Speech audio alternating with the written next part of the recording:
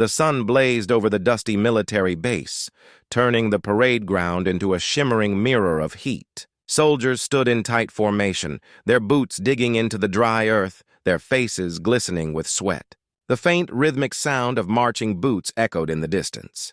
The air smelled of sand, gun oil, and strong tea drifting from the canteen nearby. The training officers moved up and down the rows like hawks scanning for weakness. This was not an ordinary day. The general himself was visiting, a man known for his iron will, thunderous voice, and zero tolerance for mistakes.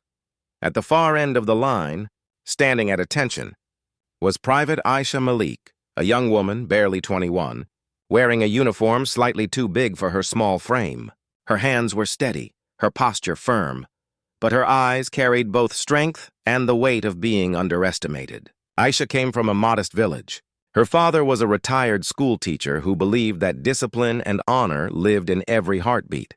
She had joined the army not to prove herself to others, but to carry forward a legacy.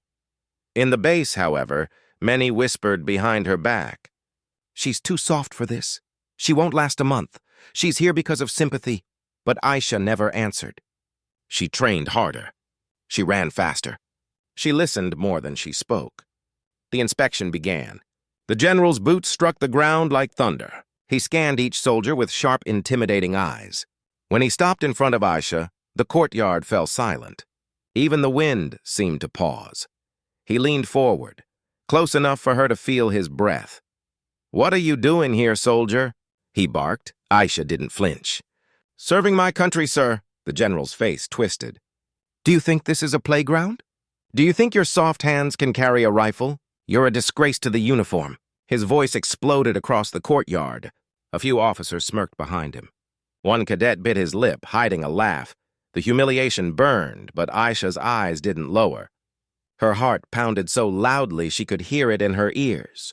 Her throat tightened, but she stood tall. The general continued louder this time. "Answer me. What makes you think you belong here? And before we continue, if you believe that no one should be judged by appearance, hit that like button. Share this story to remind the world that strength doesn't always shout. Sometimes it stands silently." Aisha finally took a slow breath. Her voice was calm but clear. "Because, sir, the uniform I wear once belonged to my mother." The general blinked. The officer stopped whispering. She continued, her voice steady as a drumbeat. "She fought for this country before I could even walk. She carried wounded soldiers on her back under fire. She never received medals, just folded flags. She's the reason I'm here. Not to prove anything to anyone, but to honor her." A wave of silence swept across the base. You could hear the distant hum of a helicopter far away.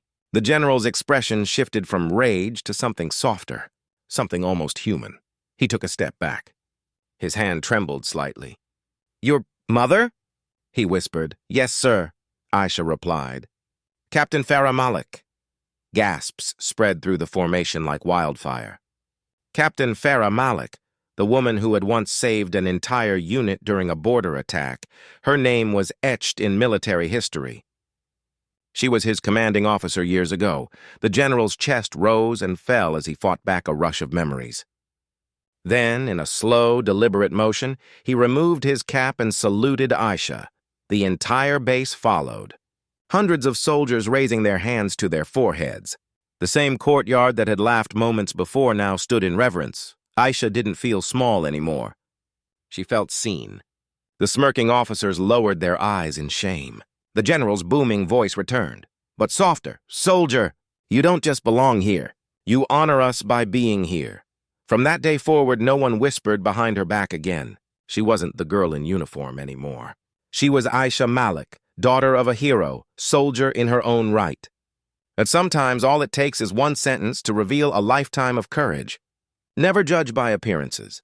True strength doesn't always roar. Sometimes it simply stands tall. Respect every soul you meet. You never know the stories they carve. If this story touched your heart, like, share, and subscribe to Kindness Valley. Let's make kindness and respect louder than cruelty.